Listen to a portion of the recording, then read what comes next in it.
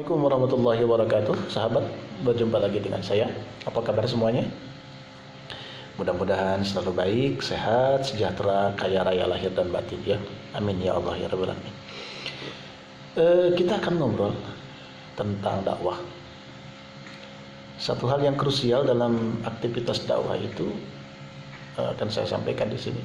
Boleh nggak sih seorang juru dakwah, seorang dai itu menerima bayaran atas aktivitas dakwah yang dilakukannya? Ini banyak perdebatan, banyak teori, banyak argumentasi yang disampaikan. Ketika saya belajar di kampus dulu, mengambil spesialisasi ilmu dakwah, itu sempat jadi perdebatan yang luar biasa di kelas bersama teman-teman yang lain, bersama sahabat-sahabat yang lain di kelas.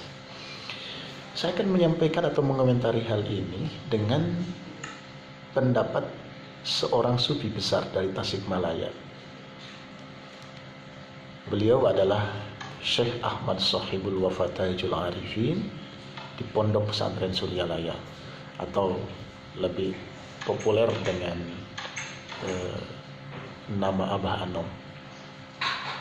Di satu kesempatan Abah Anom pernah menyampaikan kepada para mubalig, para muridnya yang punya aktivitas menjadi penceramah, menjadi dai, menjadi mubalig. Beliau menyampaikan begini: kalau mau ngaji itu, bahasa Sunda saya ulang lagi ya, lamun rek ngaji teh kudu beteng sebe sendal pageh. Kira-kira begini kalau saya artikan. Redaksinya mungkin tidak persis seperti itu, tapi kira-kira substansinya seperti itu. Yang saya tangkap, yang saya pahami begitu. Kalau kita mau berdakwah, mau ngaji, mau ceramah, mau tablik, mengisi majelis taklim dan sebagainya, kudu beteng sebe sendal pageh. Maknanya pertama, kita harus perut dalam keadaan kenyang. Artinya tidak boleh mengharapkan ketika kita berangkat ngaji itu ingin dikasih makan oleh penyelenggara di tempat di mana kita ngaji, di mana kita mengisi taklim, di mana kita berceramah, di mana kita tabligh. Jadi sudah perut dalam keadaan kenyang. Tidak berharap, wah nanti makan di tempat ngaji, jangan begitu. Yang kedua, sendal pageh. Sendal pageh itu artinya punya ongkos untuk pergi dan pulang. Sehingga berangkat ngaji itu tidak mengharapkan dikasih bayaran. Boleh nggak menerima bayaran? Boleh, karena menerima bayaran dengan ikhlas itu ibadah. Seperti halnya memberi kepada orang lain dengan ikhlas itu ibadah. Bahkan di kejadian yang lain, Abah Anom itu menjelaskan kepada para muridnya, kalau dikasih itu harus diterima meskipun dilemparin dikasihnya. Terima, ambil. Kata beliau, kajen nyeri cangkeng ngerek dicandak. Jadi meskipun pinggul kita sakit, mau diambil tuh orang yang ngasih, meskipun ngasihnya dilemparkan.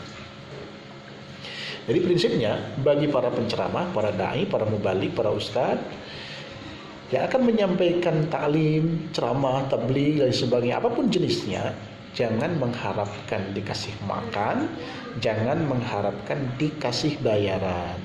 Gitu.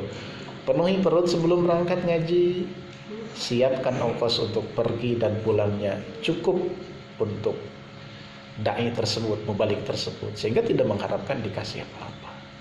Dengan demikian keikhlasan akan terjaga. Apakah sampai di sini? Tidak. Abah Anom itu menyampaikan kepada siapa?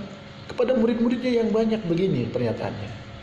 Abah nitip mubalik beteng jeung sendalna.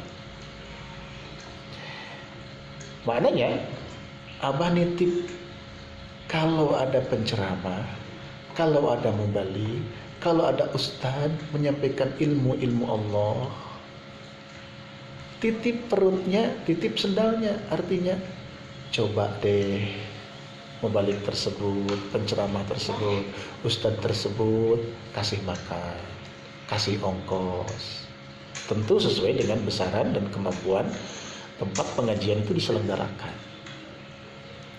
Nah, kalau ini beririsan, artinya juru dakwah diajari, disadarkan, diedukasi supaya pergi ke tempat pengajian tidak mengharapkan bayaran, tidak mengharapkan ingin dikasih makan, dan di saat yang sama masyarakat juga diedukasi, diajari bahwa perlu menghargai ilmu-ilmu Allah yang disampaikan oleh para penceramah, para dai, para mubaligh, para juru.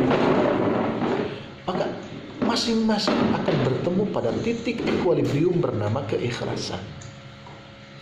Dai berangkat dengan ikhlas dan masyarakat juga tidak akan menggerutu. Kenapa? Karena sudah paham bahwa setiap ada orang yang melakukan kebaikan, orang yang menebarkan kebaikan harus dihargai sesuai dengan kemampuannya. Ini akan sangat keren sekali. Jadi kalau kita sebagai seorang juru dakwah, jangan punya orientasi dibayar dan dikasih makan.